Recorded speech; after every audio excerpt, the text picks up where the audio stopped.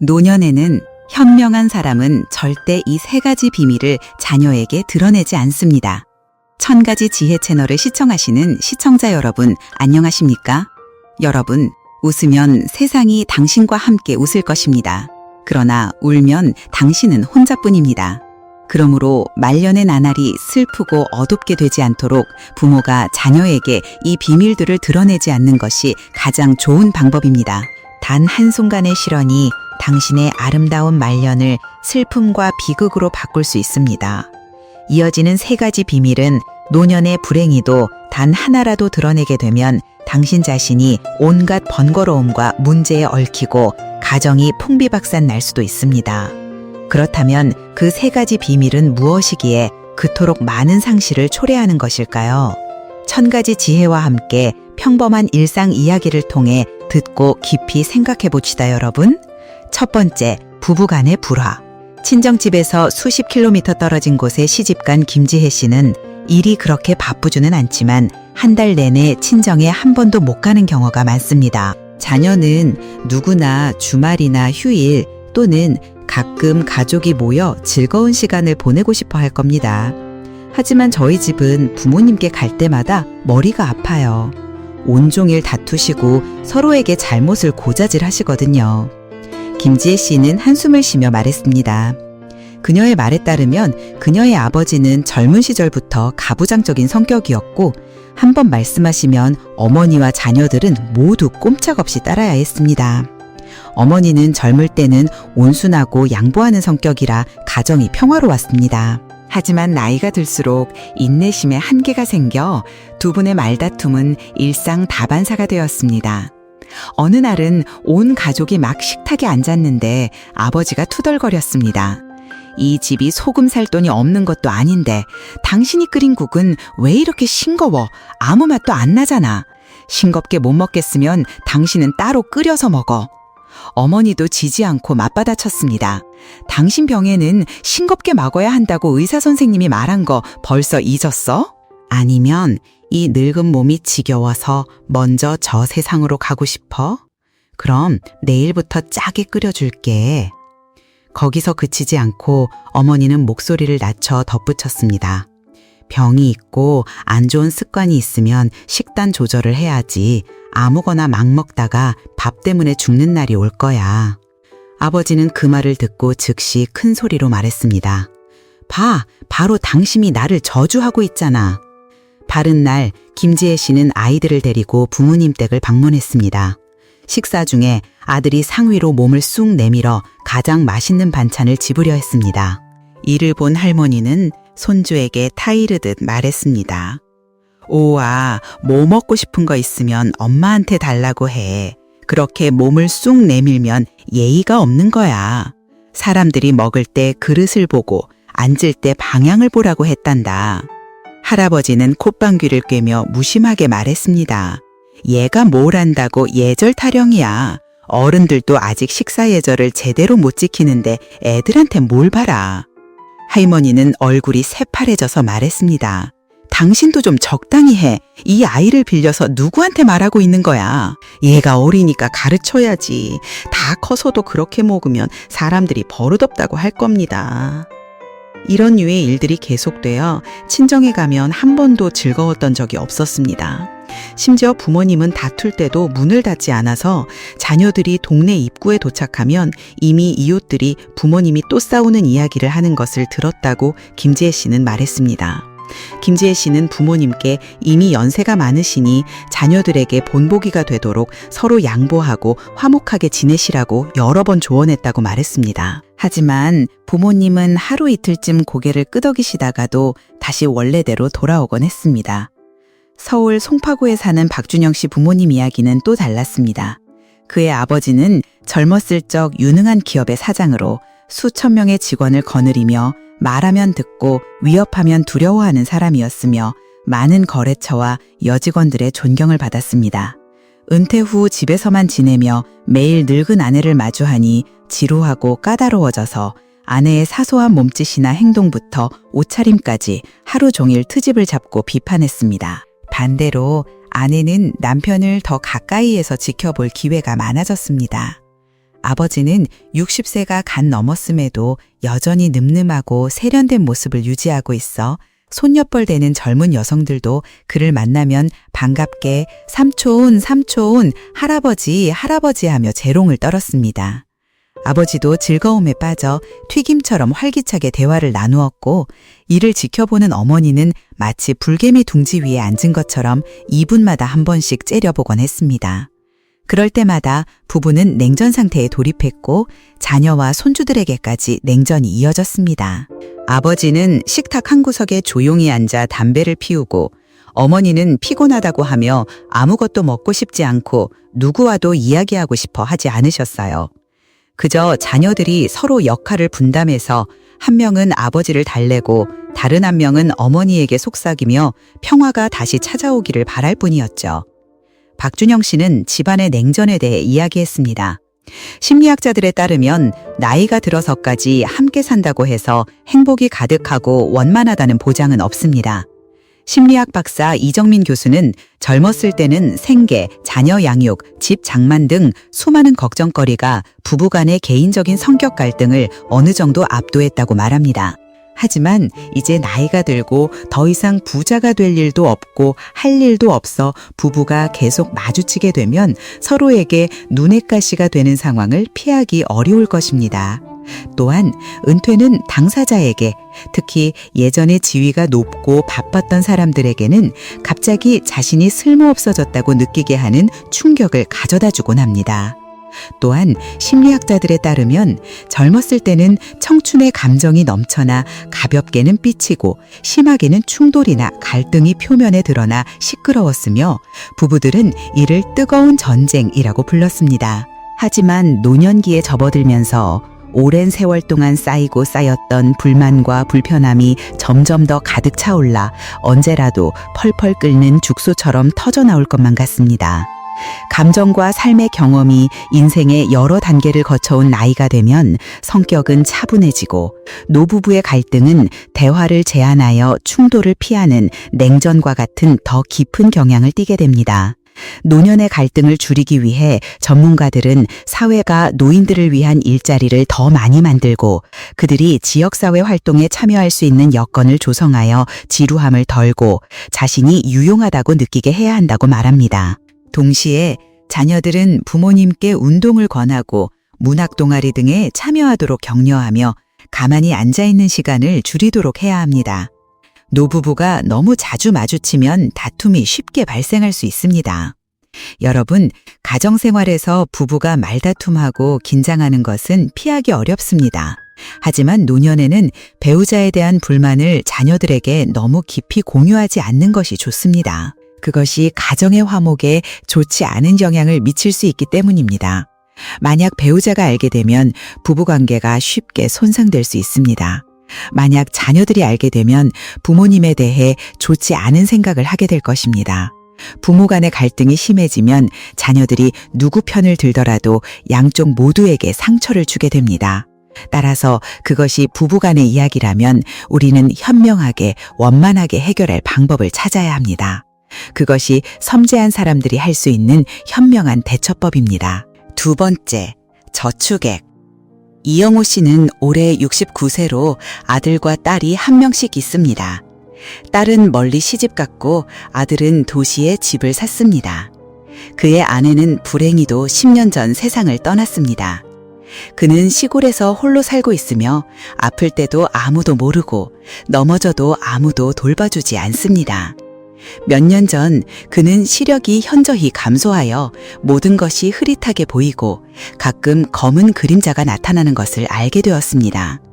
마을 의사는 그에게 백내장이라고 말하며 빨리 도시 병원에 가서 수술을 받아야 한다고 권했습니다. 그는 버스를 타고 도시로 가서 아들을 찾았습니다. 아들은 그를 무관심한 태도로 맞았습니다. 아버지는 수술비가 부족하다고 말했지만 아들은 형식적으로 몇 푼만 주고 나머지 돈은 딸에게 가서 받아오라고 말했습니다. 이영호 씨는 화가 나서 울음을 터뜨렸고 울면서 딸에게 전화를 걸었습니다. 마침내 딸도 그에게 돈을 주었지만 옛날에 아들에게 모든 돈을 다 써버렸다고 그를 나무랐습니다. 그제야 이영호 씨는 자신이 젊었을 적 능력이 뛰어나 작은 가게를 열어 돈을 꽤 모았다는 것을 기억했습니다. 하지만 그는 잘못했습니다.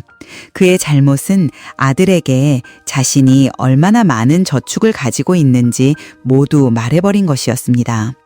그때 그가 생각한 것은 아내가 세상을 떠났으니 이제 노년에는 아들이 자신을 돌봐줄 것이라고 기대했고, 그래서 아무것도 숨기지 않고 아들에게 모든 것을 털어놓았습니다.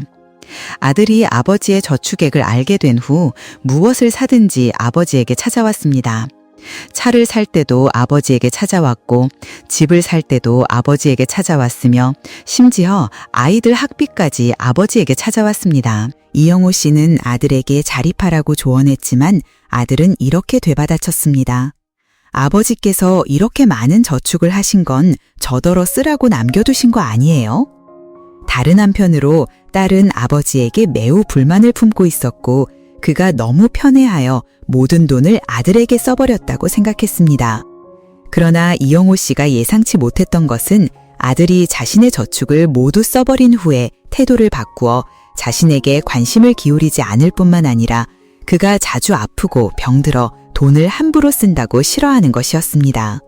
이때 이영호 씨가 특히 후회하는 것 중 하나는 그때 자신의 저축액을 아들에게 모두 말하지 말았어야 했다는 점이었습니다. 핏줄의 정은 때때로 여기까지일 뿐입니다. 사람들은 모두 피는 물보다 진하다며 끊을 수 없는 관계라고 말하지만, 보시다시피 어떤 사람들은 그들의 눈에 오직 이익과 사리 사욕만 있을 뿐 그다지 많은 정을 나눌 만한 감정이 없습니다. 그런 종류의 사람들에게는 아무리 진심으로 온 마음을 다해 대해줘도 단지 자신을 수동적인 상황에 몰아놓고 자신을 상처 입힐 뿐입니다, 여러분. 노년에는 병에 걸리거나 아플 때를 대비하여 자신을 위해 저축을 유지하세요. 나이가 들면 우리는 노쇠해지지만 자신의 존엄성을 지키기 위해 자녀들에게 너무 의존해서는 안 됩니다. 저축은 우리에게 안정감을 줄 것이며, 이는 또한 우리가 위험에 맞서 싸우고 우리 삶을 주도할 수 있는 힘이 됩니다. 손에 쥔 저축은 우리가 의지할 수 있는 것이자 보호막이며 안락한 노년을 보낼 수 있도록 도와줍니다. 이 모든 돈을 공개한다면 두 가지 상황에 처하게 될 것입니다. 하나는 분별 있는 자녀들이 그 돈에 개의치 않을 것이라는 점이지만, 이영호 씨와 같은 상황에 빠질 수도 있습니다. 단 한순간의 실언으로 우리는 노년의 나날을 슬프게 만들 수도 있습니다. 세 번째, 편애하는 선택. 김소진 씨가 1000가지 지혜의 남편의 이야기를 다음과 같이 공유했습니다. 결혼한 지 10년이 되었어요. 삶에 어려움이 많았지만 부부가 한마음이라 극복할 수 있었죠. 시부모님은 은퇴한 지식인 출신입니다. 결혼 당시 저희 부부는 막 졸업하고 직장 생활을 시작했는데 남편의 남동생은 막 대학에 입학한 상태였습니다. 시부모님은 저희에게 남동생인 민준이의 이런저런 필요에 대해 자주 이야기하셨습니다. 예를 들면 민준이가 새 노트북을 사고 싶어 한다. 민준이가 일본어를 배우고 싶어 한다. 그리고 대화는 항상 남편이 넉넉하지 않은데도 민준이에게 돈을 주겠다고 말하는 것으로 끝났습니다. 남편이 중요한 자리에서 시부모님을 동석하고 싶어 하지 않는다는 것을 저는 눈치챘습니다. 석사 학위 수여식 날도 시댁이 학위 수여식장과 매우 가까웠는데도 그는 숨겼습니다. 그가 사고를 당했을 때도, 집이 낡아 수리비가 필요했을 때도 그는 시부모님을 생각하지 않았습니다. 저는 시부모님께 자주 소식을 전했지만 그분들의 반응은 어색했고 대체로 열정적이지 않았습니다. 남편이 사고로 입원했을 때 시부모님은 손님처럼 그를 방문했을 뿐입니다. 최근에 제 아이가 폐혈증에 걸려 생명이 위독했습니다. 민준이의 또 다른 요구 앞에서 남편은 시부모님을 모든 연락 채널에서 차단했다고, 더 이상 감당할 수 없다고 말했습니다. 남편의 상처가 아물기 어렵다는 것을 알지만 저는 시부모님도 남편을 매우 사랑한다고 믿습니다. 그들이 무심했을 수도 있지만 아들에게 인연을 끊을 정도는 아니었을 겁니다. 제가 무엇을 할 수 있을까요? 여러분, 손가락도 제각각이듯 부모가 모든 자녀에게 완전히 공정할 것이라고 장담하기는 어렵습니다. 특히 자녀가 많은 가정에서는 더욱 그렇습니다. 편애하는 선택 자체가 크게 문제가 되는 것은 아닙니다. 그러나 만약 당신이 특정 자녀를 너무 과도하게 우대하고 드러낸다면 이는 가족 내 형제자매 간의 갈등을 유발할 것입니다. 부모와 자녀 관계도 그로 인해 영향을 받습니다. 결국 이러한 갈등은 가족 간의 정을 상하게 하고 심지어 부모가 형제들을 공정하게 대하지 않았다는 이유로 많은 사람들이 가족과 등지게 만들기도 합니다. 부모에게 우선순위로 대우받지 못한 일부 자녀들은 부모에게 보답하거나 부양하고 싶지 않은 심리가 생기기도 합니다. 그렇기 때문에 멀리 내다볼 줄 아는 부모들은 행동하기 전에 신중하게 생각하고 가족 구성원에게 부정적인 영향을 미치지 않도록 할 것입니다. 그리고 오늘 방송의 마지막 순서로 여러분과 함께 새 아버지의 이야기를 들어보고자 합니다. 그분은 50세가 넘었으며 저희 어머니와 결혼한 것도 노년에 함께할 동반자를 원해서였을 겁니다. 그분은 요리 실력과 진실한 마음 외에는 특별한 장점이 없었습니다. 하지만 그분과 교류하면서 저는 가족이라는 두 단어 뒤에 숨겨진 진실을 깨닫게 되었습니다. 저의 아버지가 돌아가신 지 3년 후 그분이 저희 집에 오셨습니다. 저의 아버지와 비교하면 그분은 너무나 평범해서 내세울 만한 장점이 하나도 없었습니다. 하지만 50대 중반의 어머니께는 함께할 동반자가 필요했고 50세가 넘은 노인이 배우자에게 바라는 것은 대개 좋은 인품이면 충분했습니다. 이 점에서 그분은 충분한 자격을 갖추고 있었습니다. 그분은 멀리까지 소문난 좋은 분이었고 진실하고 소박한 분이셨으니까요. 어머니와 처음 만난 날 그분은 매우 당황스러워했습니다. 자신의 모든 면에서 우위에 있지 않다는 것을 너무나 잘 알고 있었기 때문입니다. 집은 좁고 월급은 적고 그저 은퇴한 평범한 노동자일 뿐이었습니다. 게다가 막 결혼한 아들 부부의 집도 그의 도움을 필요로 했습니다. 솔직히 말해서 어머니는 중매쟁이의 체면을 봐서 그분을 만나기로 결정했을 뿐이었습니다. 그리고 결국 어머니는 그분의 요리 솜씨에 호감을 갖게 되었습니다. 만남 후에 그분은 말씀하셨습니다. 이 여사님, 사모님께서 조건이 좋으시고 부족함이 없다는 것을 잘 압니다. 솔직히 드릴 만한 것이 아무것도 없습니다. 하지만 어쨌든 한번 만나서 지내봅시다. 오늘 오후에 저희 집에서 소박한 식사라도 하고 가시죠. 그분의 진심 어린 마음에 어머니는 거절하지 못하고 머물렀습니다.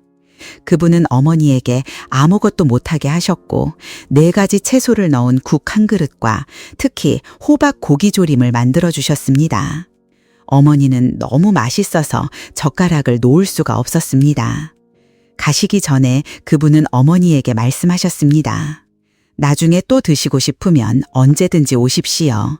저희 집이 아주 잘 사는 것은 아니지만 호박 요리 대접하는 데는 전혀 힘이 들지 않습니다. 그 후 어머니는 여러 남자들을 차례로 만났지만 각자의 조건이 그분보다 좋았음에도 불구하고 결국 어머니는 그분을 선택했습니다. 사실 그 이유는 이기적이라고도 볼 수 있었습니다.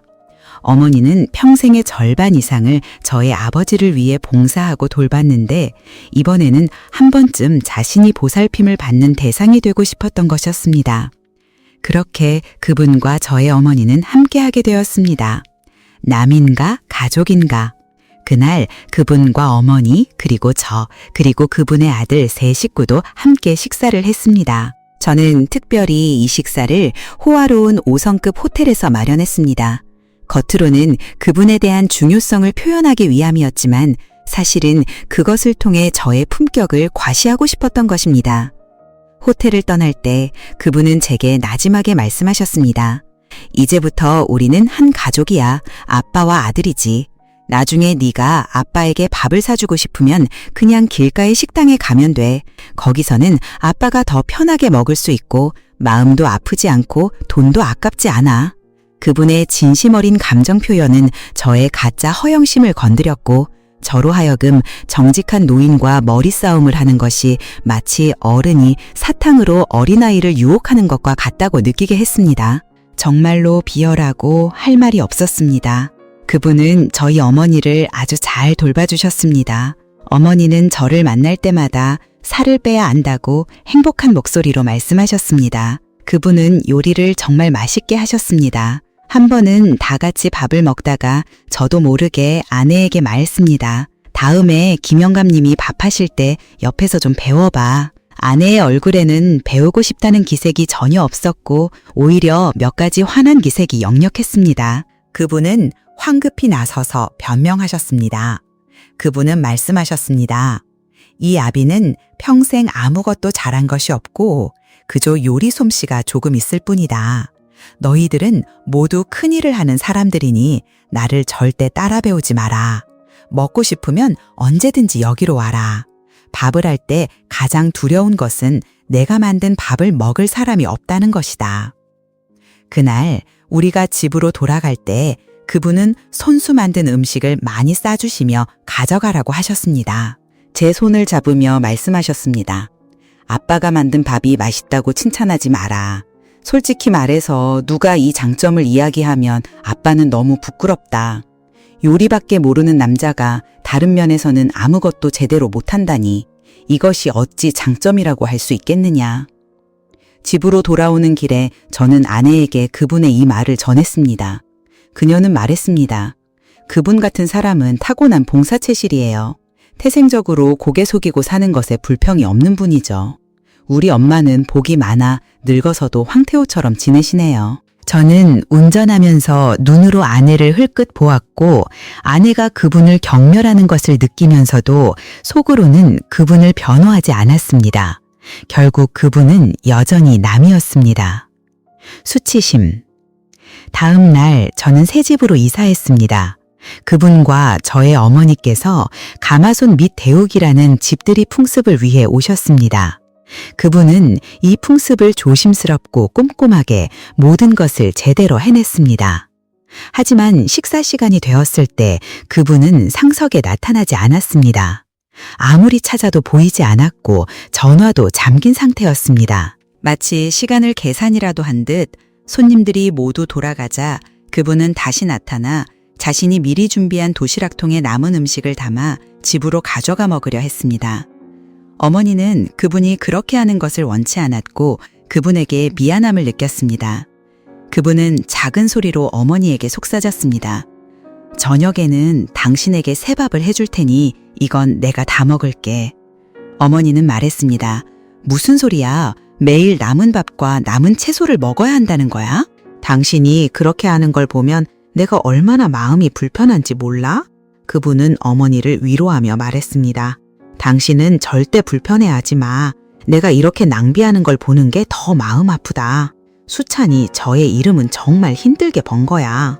우리가 그 아이를 도울 수 없으니 대신 절약이라도 열심히 하자. 그분의 말은 어머니를 괴롭혔습니다. 그 후 어머님은 제게 말하기로 결심했습니다. 어머니가 전화로 그분을 대신해 말하는 것을 들었을 때 제 마음속 감정은 매우 복잡했고 동시에 이 복잡함 때문에 수치심을 느꼈습니다. 점차 그분에 대한 호감이 더욱 커졌고 때로는 기대는 마음까지 생겼습니다.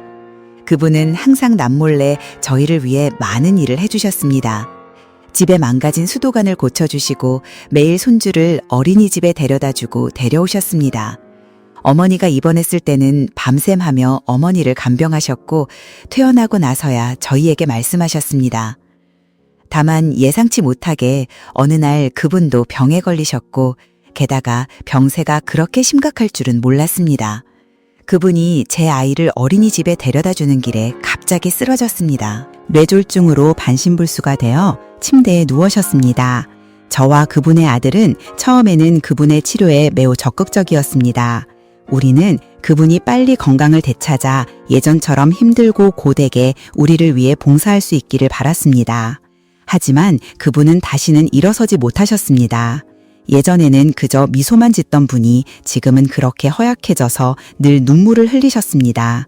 어머니가 그분을 돌보면 우셨습니다. 우리가 휠체어를 밀고 교회로 놀러가면 우셨습니다. 여러 번 입원하여 돈이 물처럼 나가는 것을 보고 우셨습니다. 마침내 어느 날 그분은 면도칼로 손목을 있는 힘껏 그었습니다. 5시간 동안의 응급처치 끝에 겨우 죽음의 문턱에서 돌아왔지만 너무 지쳐 있었고 또한 너무나 절망적이었습니다. 정말 예상치 못했던 일은 그분을 제일 먼저 떠난 사람이 바로 그분의 아들이었다는 것입니다. 아들은 그분을 거의 찾아오지 않았고 나중에는 한 번도 얼굴을 내밀지 않았습니다. 전화할 때마다 그는 출장 중이며 나중에 찾아뵙겠다고 말했습니다. 더욱 예상치 못했던 것은 그때 저희 어머니께서도 저에게 그분과 헤어지고 싶다고 제안하셨다는 것입니다. 두 분은 원래 혼인신고도 하지 않아 정식 부부가 아니었기에 각자 갈 길을 갔습니다. 어머니는 저에게 말씀하셨습니다. 엄마도 이제 늙었어. 더 이상 그분을 돌볼 수 없어. 내가 너에게 아무것도 해줄 수 없지만 그렇다고 몸이 불편한 아버지를 데려와 너에게 짐이 되게 할 수는 없지. 이것이 바로 잔인한 현실이었습니다. 저는 어머니를 나쁜 사람으로 만들고 싶지 않아서 냉정하게 악역을 자처하며 직접 헤어짐을 말하기로 결정했습니다. 병원에 계신 김 어르신께 저는 이렇게 말했습니다. 김 어르신, 저희 어머니께서 편찮으세요. 그분의 눈에서는 다시 비오듯 눈물이 쏟아졌습니다. 저는 힘겹게 잔인한 말을 이어갔습니다. 어르신도 아시겠지만 저희 어머니도 연세가 있으시잖아요. 요즘 어머니께서 어르신께 어떻게 대하셨는지 어르신께서도 보셨을 겁니다. 그분은 계속 눈물을 흘리며 고개를 끄덕였습니다. 저는 계속해서 말했습니다. 김 어르신, 저희는 계속 생계를 꾸려야 하고 어머니께서도 건강이 좋지 않으세요. 이렇게 하는 건 어떠세요? 퇴원하시면 어르신 댁으로 돌아가세요. 제가 간병인을 구해드릴게요. 물론 비용은 제가 지불하겠습니다. 그리고 저도 자주 찾아뵐게요. 여기까지 말하자 그분은 더 이상 울지 않았습니다. 연신 고개를 끄덕이며 감사하는 마음으로 말했습니다. 그렇게 해주신다면 정말 좋겠습니다. 정말 좋겠습니다. 간병인은 부르지 않아도 됩니다. 정말 괜찮습니다. 저는 병원 밖으로 나섰고 또다시 눈물이 흘렀습니다. 해방감에서 오는 안도감인지 아니면 말로 표현할 수 없는 죄책감인지 알 수 없었습니다. 저는 그분께 간병인을 구해드렸고 1년치 비용을 미리 지불했습니다. 그리고 그분의 집으로 가서 인부를 고용해 집을 수리해드렸습니다. 저는 인간으로서 도리를 다하려 노력했습니다. 그분을 위해서도 그랬지만 제 마음속의 불안감을 달래기 위함이기도 했습니다. 그분이 퇴원하여 집으로 돌아가시던 날 저는 가지 않고 회사 운전기사에게 그분을 모셔다 달라고 부탁했습니다. 운전기사가 돌아와 저에게 말했습니다. 김 어르신께서 사장님께 감사하다고 전해달라고 하셨습니다. 심지어 친아들도 이렇게 해주지 못했다고 말씀하셨습니다. 이 말들은 저를 조금이나마 위로해 주었고 마음이 한결 가벼워지는 것을 느꼈습니다. 하지만 이런 위로는 오래가지 못했습니다. 쌀쌀한 봄날, 설날에 그분이 집에 안 계시니 저희는 조금 쓸쓸함을 느꼈습니다. 기꺼이 부엌에 파묻혀 온갖 음식을 만들어주는 사람이 없었습니다. 저희는 5성급 호텔에서 설날 저녁 식사를 했지만 더 이상 설날의 따뜻한 정을 느낄 수 없었습니다. 집으로 돌아오는 길에 아들이 말했습니다. 김할아버지표 떡국 먹고 싶어요. 아내가 아들에게 더 이상 말하지 말라고 눈짓을 보냈지만 아들은 더욱 심하게 떼를 썼습니다. 왜 할아버지는 집에 안 계세요? 설날인데 왜 집에 안 오세요? 다들 정말 나빠요. 아내는 화가 나서 아들의 뺨을 세게 때렸지만 그 손찌검은 마치 제 뺨을 때리는 것 같았고 얼굴 전체가 붓고 아팠습니다. 아들의 한마디는 저희가 스스로 위로했던 모든 것을 산산조각 냈습니다. 저는 백미러로 어머니의 눈도 붉어진 것을 보았습니다. 생각해보지 않아도 얼마나 쓸쓸한 설 전날이었는지 알 수 있었습니다. 저는 작년이 너무나 그리웠습니다. 그분이 우리 집에 계셨던 그 해가. 평온하고 행복한 가정은 항상 한 사람의 조용한 헌신 속에서 만들어집니다. 지금 김 어르신은 누구와 함께 설날을 보내고 계실지, 혹시 우리를 기억하고 계실지, 우리의 무관심 때문에 마음이 서운하지는 않으실지 알 수 없었습니다. 집으로 돌아와 새해의 시작을 알리는 소리가 울린 후 저는 차를 몰고 김 어르신 댁으로 향했습니다. 그분은 절뚝거리는 발걸음으로 문을 열어주셨습니다. 저를 보자 미소를 짓고 계셨지만 눈에는 눈물이 가득했습니다. 그분의 차가운 집 안으로 들어가자 저의 눈물도 더 이상 막을 수 없었습니다. 저는 전화를 들어 그분의 아들에게 전화를 걸어 한바탕 퍼부은 후 그분께 만두를 빚어드리기 시작했습니다. 간병인은 이미 설을 보내러 집에 갔고 머리맡에는 보름까지 드실 수 있는 아침 식사가 미리 준비되어 있었습니다. 제 마음속으로는 어머니를 탓했습니다. 따뜻한 만두는 마침내 그분의 집에 설날의 온기를 조금이나마 불어넣었습니다. 저희는 만두 한 조각을 먹을 때마다 눈물을 뚝뚝 흘렸습니다. 설날 아침 일찍 저는 비틀거리며 그분의 집을 나섰습니다. 술을 마시고 그분 집 아래층에 차를 세운 채 차가운 길을 혼자 걸으니 마음속이 쓸쓸함으로 가득했습니다.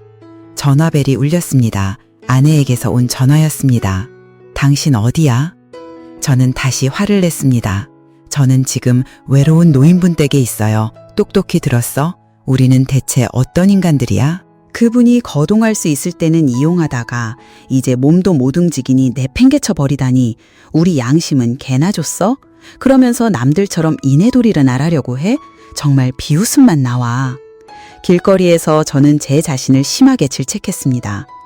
실컷 욕하고 지쳐서 망설임 없이 발길을 돌려 그분을 등에 업고 밖으로 나왔습니다. 그분은 몸부림치며 저에게 물었습니다. 자네 왜 이러나? 저는 단호한 목소리로 그분께 말했습니다.